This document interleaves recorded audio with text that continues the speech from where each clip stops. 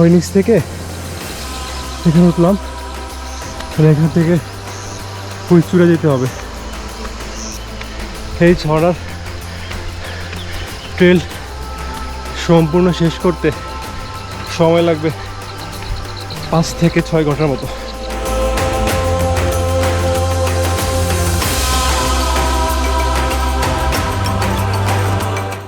Hello good people, আসসালামু আলাইকুম। আমি আছি এখন সাঙ্গুর তীরে। সাঙ্গুর তীরে রেমাক্রি ফলসের পাশে একটা রিসোর্ট আছে, সেই রিসোর্টে। তো এখন বাজে ভোর 4টা। এত ভোরে ওঠার কারণ হচ্ছে আমরা যাব আজকে একটা ঝর্ণা কভার করতে। খুবই গহীনের একটা ঝর্ণা, নাম হচ্ছে লিখিয়াং ঝর্ণা।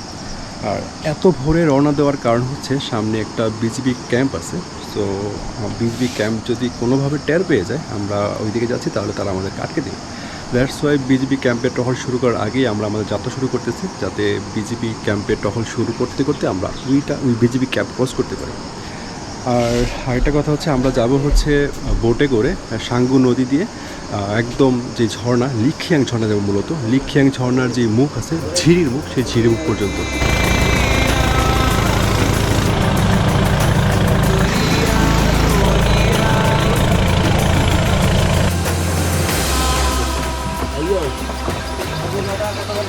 বোট দিয়ে প্রায় 20 মিনিটের মতো সময় লাগছে। 20 মিনিটে আমরা এই ঝিরির মুখে চলে আসছি। এখান থেকেই মোটামুটি লিখিয়াং ঝর্ণার ট্রেকিং শুরু হবে।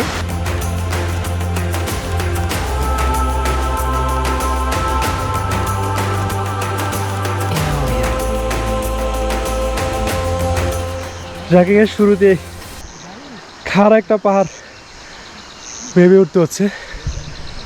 ওই নিচ থেকে এখানে উঠলাম, আর এখান থেকে ফুলচুড়ে যেতে হবে। সারা রাত রেস্ট করে যতটুকু এনার্জি জমাইছিলাম ঝর্ণার শুরুতেই সব শেষ। অবশ্য মানে এই ঝর্ণার ট্রেল সম্পূর্ণ শেষ করতে সময় লাগবে 5 থেকে 6 ঘন্টার মতো। দেখা যাক, আল্লাহ ভরসা।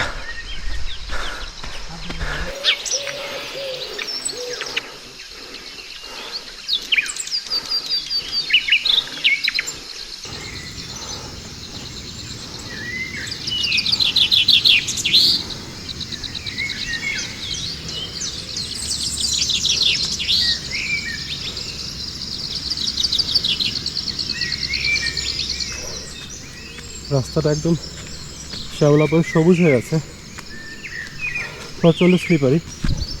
তো এই রাস্তায় যাওয়ার সময় একটা সতর্কতা বাধ্যতামূলক। যে কোনো মুহূর্তেই পা স্লিপ করে দুর্ঘটনা ঘটে যেতে পারে।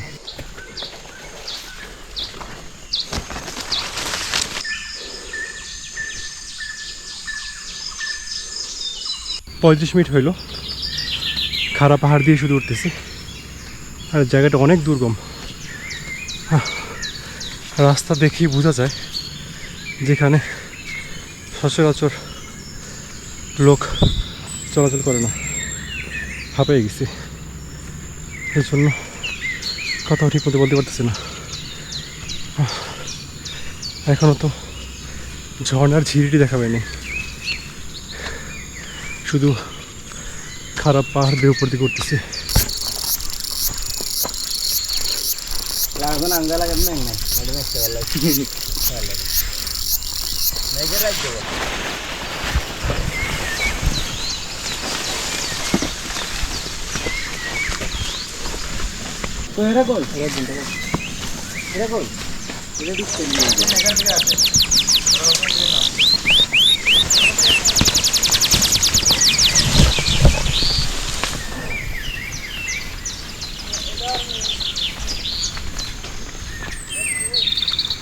এই সুন্দর রাস্তা পার হয়ে আমরা যাবো ওই ঝর্ণার দিকে।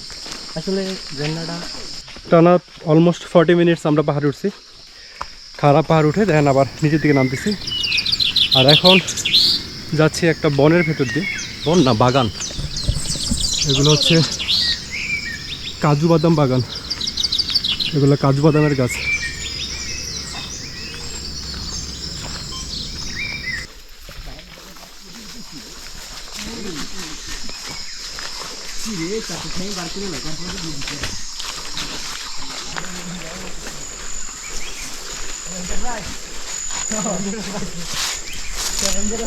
পায়ে জোক লাগছে।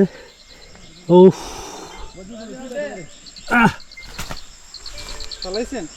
প্রায় 40-45 মিনিটের মতো খাড়া পাহাড়ে উঠছি। দেন হচ্ছে আবার 30 মিনিটসের মধ্যে নিচের দিকে নামছি। অলমোস্ট প্রায় 1.5 ঘন্টা পাহাড়ের উপরের দিকে উঠেছি আর নিচে নামছি। দেন এই সিঁড়ির দেখা পাইছি। এই সিঁড়িতে মোটামুটি 4 থেকে 5 ঘন্টা হাঁটা লাগবে ঝর্ণা দেখে ফিরে আসা পর্যন্ত। যদিও এটা খুব ধৈর্যের ব্যাপার, বাট আর এতক্ষণ পাহাড় চড়ার সময় একটু ক্লান্তি লাগতেছিল, কিন্তু সিঁড়িতে নামার পর সেই ক্লান্তি মুগ্ধতায় রূপ নিচ্ছে। যত ভিতরের দিকে ঢুকতেছি, মানে যত ঝিরির ভিতরের দিকে ঢুকতেছি, তত মুগ্ধ হচ্ছে, সৌন্দর্য তত বাড়তেছে।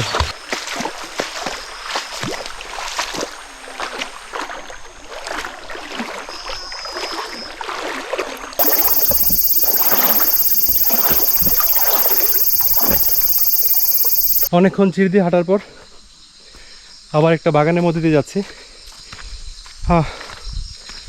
ঝিরির পানি অনেক ঠান্ডা, তো ঝিরিতে 5-6 ঘন্টা হাঁটা কোনো ম্যাটার না। সমস্যাটা হয়ে যায় যখন পাহাড়ের দিকে উঠি আবার পাহাড় থেকে নামি।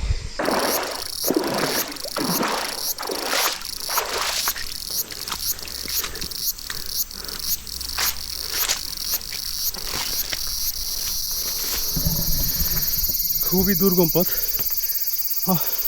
আর যে ঝর্ণাটা, এই ঝর্ণাটা তো পরিচিত না, ট্যুরিস্ট ট্রাভেলার খুব একটা যায় না বলেই চলে। তো যারা মোটামুটি অফ ট্রেল ট্র্যাক পছন্দ করে বা একটু গহীনের দিকে এক্সপিডিশন পছন্দ করে, তারাই মূলত এই ঝর্ণাগুলোর দিকে যায়। রাস্তা দেখেই বোঝা যাচ্ছে যেখানে সচরাচর মানুষের পায়ের ছাপ পড়ে না। আমার টিমমেটটা গেছে, যেন রাস্তাটা ভিজে আছে।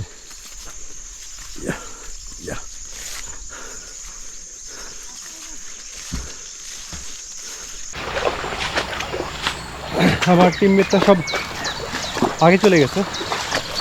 আমি একটু পেছনে পেছনে হাঁটতে পছন্দ করি ঝিরির মধ্যে, একা একা।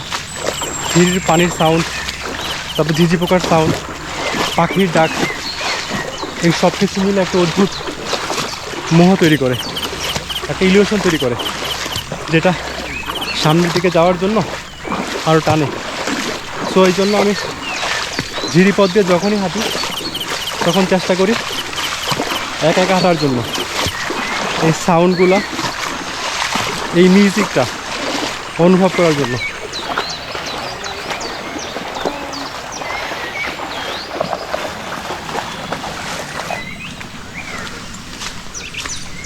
হাঁটতে হাঁটতে আমরা একটা ওয়াই জাংশনের সামনে আসছি।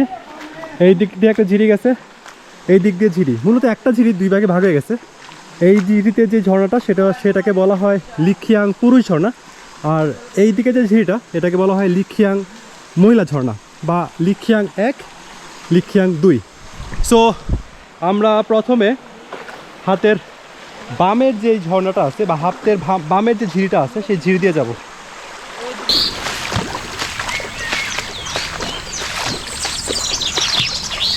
আমরা যে ঝিরি দিয়ে হাঁটতেছি সেই ঝিরির নাম হচ্ছে লিপ অ মানে হচ্ছে ঝিরি, আর লিপ মানে হচ্ছে কচ্ছপ। মূলত এটার আরেক নাম হচ্ছে কচ্ছপ ঝিরি।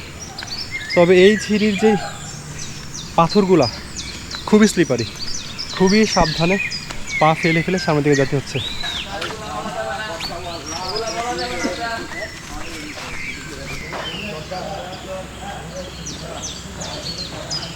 যে আমাদের দাদা কাঁকড়া ধরছে, কয়টা এখানে? 3টা কাঁকড়া। এর সামনে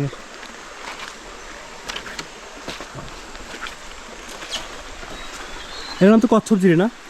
না, হ্যাঁ কচ্ছপ ঝিরি, ঝর্ণা। এখানে একসময় কচ্ছপরা থাকতো, আর পাশেরটা যেটা হচ্ছে পরিঝিরি, ওইটার ভিতরে পরীরা হচ্ছে নাচতো? না, হ্যাঁ আমাদের পাহাড়িরা বলে হচ্ছে এক সময় ওখানে পরীরা আসতো রাত্রেবেলা, নাকি হচ্ছে বড় পূর্ণিমা পরীরা আসতো ওখানে।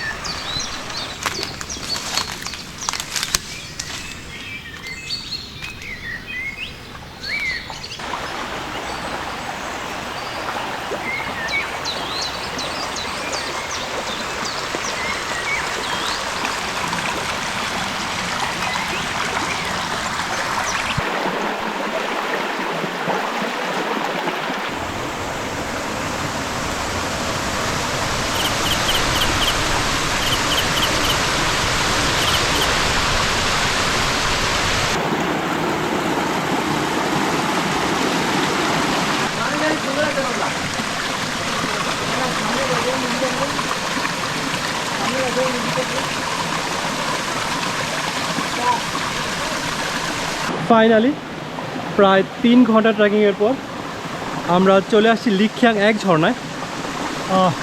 অনেক উচ্চতা থেকে পানি পড়তেছে, লাইক লাংলুক ঝর্ণার মতো,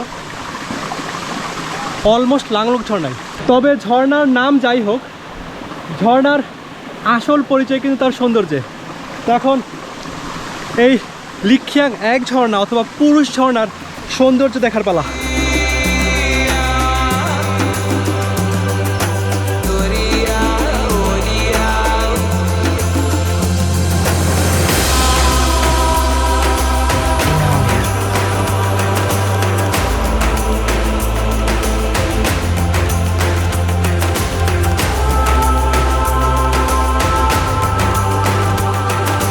লিখিয়াংয়ের সামনে বসে আছি, অপূর্ব সুন্দর একটা ঝর্ণা, পানি কম তারপরও এর সৌন্দর্য মুগ্ধ করতেছে। শুভ্র সাদা পানি উপর থেকে প্রবল বেগে নিচে পড়তেছে। আর আমরা ভোর 4টায় বেরিয়েছিলাম, নাস্তা করি নাই। সো এই লিখিয়াংয়ের সামনে আমরা বসে রান্না করব হালকা পাতলা, দেন সেটা খাবো। তবে আসার রাস্তাটা এত দুর্গম ছিল, আমি স্লিভলেস টি শার্ট পরে আসছি। আমার হাতের অবস্থা, পায়ের অবস্থা খুব যাচ্ছেতে হয়ে গেছে। আঁচড়, পাতার আঁচড়, মশার কামড়, তারপর জোক, সব মিলে খুবই বাজে অবস্থা হয়েছে। বাট ঝর্ণার সামনে বসে পানি পড়তেছে, আর ওই প্রবল স্রোতে প্রবল বেগে পানি পড়তেছে, বাতাস এদিকে আসতেছে, সব ভুলে গেছি। অন্যরকম একটা প্রশান্তি লাগতেছে। লিখিয়াংয়ের অনেক সামনে চলে আসছে, আর এখানে ছোট একটা খুম তৈরি হয়েছে।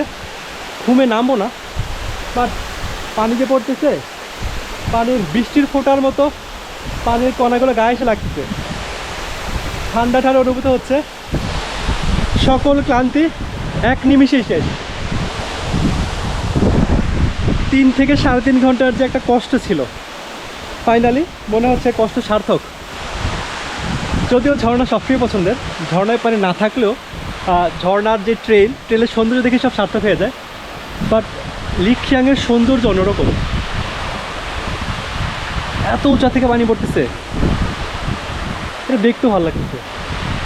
যদি একটু বৃষ্টি হইতো কালকে রাতে, তাহলে বোঝা যেত অ্যাকচুয়াল সৌন্দর্যটা কি। তারপরেও পানি বেশি থাকলে একরকম সৌন্দর্য, কম থাকলে আরেকরকম সৌন্দর্য। ঝর্ণার সৌন্দর্যের শেষ নাই। ও ওয়াও,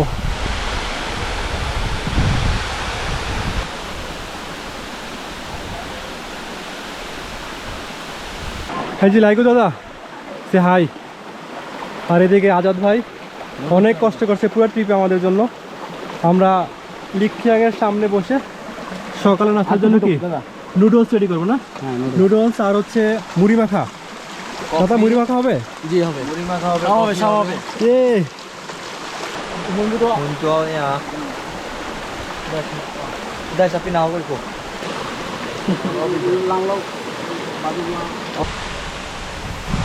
গরম আও ভাই বহ।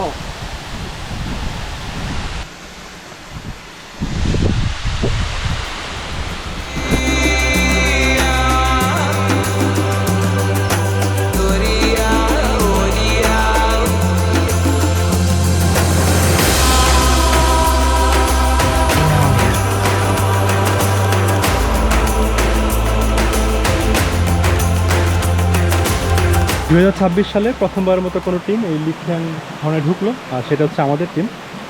আর এখন আমরা লিখিয়াং 1 বা পুরুষ ঝর্ণা দেখা শেষ করে সামনের দিকে যাব সেই ওয়াই জাংশনে।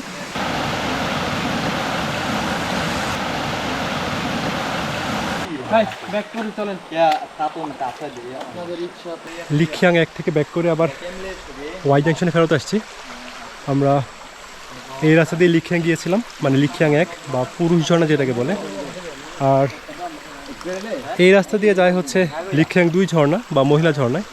বাট এই পাশের যে ঝিরিতে প্রচুর পানি নামতেছে, দেখেই বোঝা যাচ্ছে যে পানি আছে। বাট এই পাশের যে ঝিরিটা আছে সেটাতে পানি খুবই আস্তে আস্তে নামতেছে বা স্রোত খুব একটা নাই। সো ধারণা করা হচ্ছে যে মহিলা যে ঝর্ণাটা আছে বা লিখিয়াং 2 যে ঝর্ণাটা আছে সেখানে পানি খুব একটা নাই। সো দাদাও খবর নিচ্ছে যে স্থানীয় যে আছে সেখানে যে লিখিয়াং 2 পানি নেই, সেজন্য আমরা আমাদের ট্যুর এখানেই সমাপ্ত করছি। এখন আমরা আবার ব্যাক করবো রেমাক্রিতে।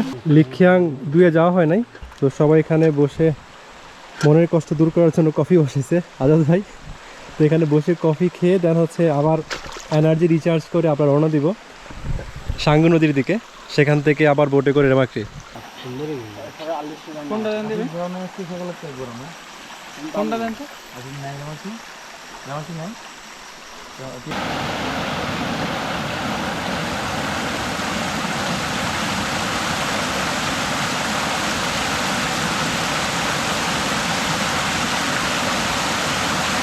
আমাদের এই লিখিয়াং অভিযান শুরু হয়েছিল রেমাক্রি থেকে। তো এখন প্রশ্ন আসতে পারে যে ঢাকা থেকে যারা আসবে তারা কিভাবে আসবে। সো আমরাও মূলত ঢাকা থেকে আসছি। ঢাকা থেকে সায়দাবাদ থেকে প্রতিদিন 2টা বাস ছাড়ে, হানিফ পরিবহন আর শ্যামলী পরিবহনের 2টা বাস, যেটা ভাড়া হচ্ছে 1100 টাকা, সরাসরি নিয়ে আসে আলীকদম পর্যন্ত। দেন আমরা ওই বাসে করে আলীকদম আসছি। আলীকদম থেকে আমরা দেন 21 কিলো আসছি। 21 কিলো থেকে আমরা তিন্দুর রাস্তা দিয়ে ট্রেকিং করে তিন্দুর সৌন্দর্য উপভোগ করতে করতে আমরা চলে আসছি তিন্দু বাজারে। দেন তিন্দু বাজার থেকে আমরা প্রয়োজনীয় বাজার করে বোট ভাড়া করছি। বোট ভাড়া করে আমরা সেই বোটে করে চলে আসছি রেমাক্রি ফলসের পাশে যে একটা রিসোর্ট আছে সেই রিসোর্টে। আমাদের এই রেমাক্রি রিসোর্টে থাকার কারণ হচ্ছে আমরা খুব ভোরে রওনা দিতে চাচ্ছিলাম হচ্ছে এই লিখিয়াং 1 আসার জন্য বা লিখিয়াং ঝর্ণায় আসার জন্য। কারণ হচ্ছে বিজিবি যদি দেখে তো বিজিবি বাধা দেয়, বিজিবি এই রাস্তায় ঢুকতে দেয় না। দ্যাটস ওয়াই ভোর 4টা থেকে আমরা রওনা দিছি। আর হচ্ছে 4টা থেকে বোটে করে রওনা দেওয়ার জন্যই একটু পথ আগে রাখার জন্যই আমরা রেমাক্রি যে রিসোর্ট আছে সেই রিসোর্টে স্টে করছিলাম। দেন হচ্ছে আমাদের এই রাস্তায় আসছি আমরা। তো আজ তবে এই পর্যন্তই, দেখা হবে নতুন কোনো জায়গায় নতুন কোনো ভিডিওতে। ততদিন ভালো থাকুন, সুস্থ থাকুন, আল্লাহ হাফেজ।